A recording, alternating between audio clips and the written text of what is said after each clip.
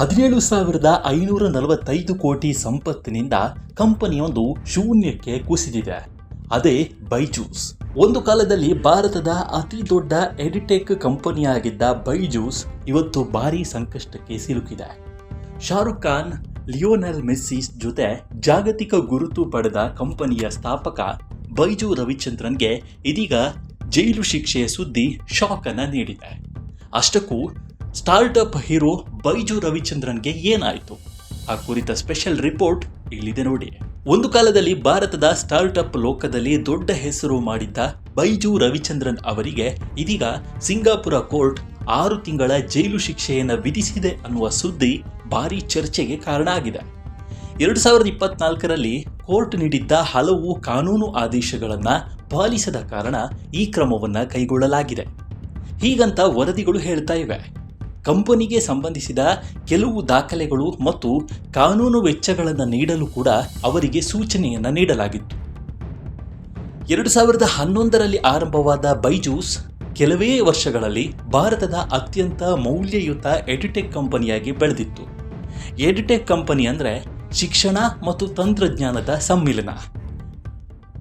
ಇದು digital ಪ್ಲಾಟ್ಫಾರ್ಮ್ಗಳು, software ಮತ್ತು online ಕೋರ್ಸ್ಗಳ ಮೂಲಕ ಕಲಿಕೆಯನ್ನು ಸುಲಭಗೊಳಿಸುತ್ತೆ. ಬೆಂಗಳೂರು ಭಾರತದ ಪ್ರಮುಖ ಎಡ್ಯುಟೆಕ್ ಕೇಂದ್ರವಾಗಿದ್ದು ಶೈಕ್ಷಣಿಕ ಪ್ರಗತಿಗೆ ವೇದಿಕೆ ಅಂತಲೇ ಹೇಳ್ತಾರೆ.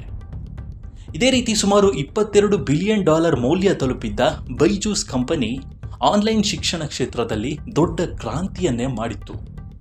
ಭಾರತ ಮಾತ್ರವಲ್ಲ, ವಿದೇಶಗಳಲ್ಲಿಯೂ ಕಂಪನಿ ವೇಗವಾಗಿ ಆಕ್ರಮಣಕಾರಿಯಾಗಿ ಬೆಳೆದು ನಿಂತಿತ್ತು. ಕಂಪನಿಯ ಪ್ರಚಾರಕ್ಕಾಗಿ ದೊಡ್ಡ ಸ್ಟಾರ್ಗಳಾದ ಶಾರುಖ್ ಖಾನ್, ಮೆಸ್ಸಿ ಅವರನ್ನು ಬ್ರ್ಯಾಂಡ್ ಅಂಬಾಸಿಡರ್ಗಳಾಗಿ ನೇಮಿಸಲಾಗಿತ್ತು. ಭಾರತದಲ್ಲಿ ಶಾರುಖ್ ಖಾನ್ ಹಲವು ವರ್ಷಗಳ ಕಾಲ ಬೈಜೂಸ್ ಪ್ರಚಾರವನ್ನು ಮಾಡಿದ್ರು. ನಂತರ ಎಜುಕೇಷನ್ ಫಾರ್ ಆಲ್ ಅಭಿಯಾನಕ್ಕಾಗಿ ಮೆಸ್ಸಿಯನ್ನು ಜಾಗತಿಕ ರಾಯಭಾರಿಯಾಗಿ ಘೋಷಿಸಲಾಗಿತ್ತು. ಈ ಒಪ್ಪಂದಕ್ಕೆ ವರ್ಷಕ್ಕೆ ಕೋಟಿ ರೂಪಾಯಿ ವೆಚ್ಚ ಆಗ್ತಿತ್ತು ಅಂತ ಹೇಳಲಾಗ್ತಾ ಇದೆ.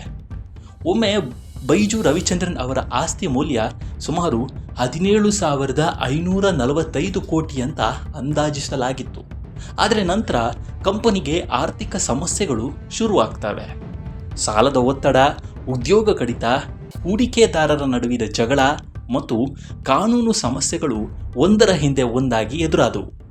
ಕೊನೆಗೆ ಕಂಪನಿಯ ಮೌಲ್ಯ ಕುಸಿದು ಹೋಯಿತು.